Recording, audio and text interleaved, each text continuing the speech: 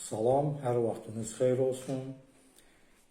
Xroniki xolesistit, hepatoxolesistit, öd yollarının diskineziyası, öd kisəsi çıxarıldıqdan sonraki vəziyyət, hətta hepatit xəstəliyi. Bütün bu xəstəliklərdə möcüzəvi təsir göstərən bir dərman bitkisi vardır ki, bu da solmaz çiçəyidir.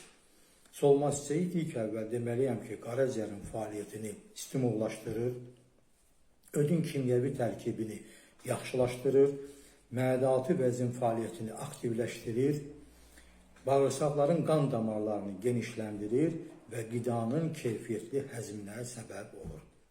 Solmaz çiçəyi ürək bulanmanı saxlayır, mədə, bağırsaq və öddə olan ağrıları götürür. Onun mənfi təsirləri az da olsa vardır. Bunlar hansıdır? Solmaz çiçəyinin nisbətən acı təm verməsi, həssas insanlarda allergiya verə bilməsi və bəzən təzyiqi qaldıra bilməsidir.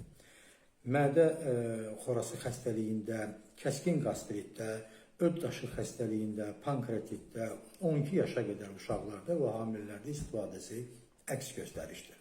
Öd daşı xəstəliyində xüsusən öd daşları 7 mm-dən yuxarı olduqda solmaz çiçəyinin istifadəsi olmaz, əks göstərişdir. Niyə görə? Çünki solmaz çiçəyinin təsirindən öd daşları yerindən oynayır, qovulur və öd yollarında tıxac əmələ gətirir, mexaniki sarılıq və digər ağırlaşmalara səbəb ola bilər. Solmaz çiçəyini apteklərdən alıb istifadə etmək daha məqsədə uyğundur. İstifadə qaydası belədir. Bir çay qaşığı ilə başlanılır, sonradan bunu bir xörək qaşığı qədər artırmaq olar. Bir stəkan qaynar su üzərinə əlavə edilir, 15 dəqiqə dəmlənir, sıxılır, süzülür və ilıq vəziyyətdə içilir, sağ tərəfi üstə uzanır, böyrü üstə uzanıb 15 dəqiqə müddətində düba şəklində sakit vəziyyətdə qalmaq lazımdır. Bu zaman bunu 4 gün müddətində istifadə edib 4 gün fasilə verilir, il ərzində 2-3 dəfə, 3 həftə, 4 gün içilir, 4 gün fasilə, 3 həftə istifadə olunur, ildə 2-3 dəfə istifadəsi məsləhətdir. Solmaz çiçəyinin istifadə sirrini sizə açıram. Solmaz çiçəyi dəmlənəndən sonra istifadə etdikdə, sağ böyrü üstə uzandıqda otaqda heç bir səs olmamalıdır.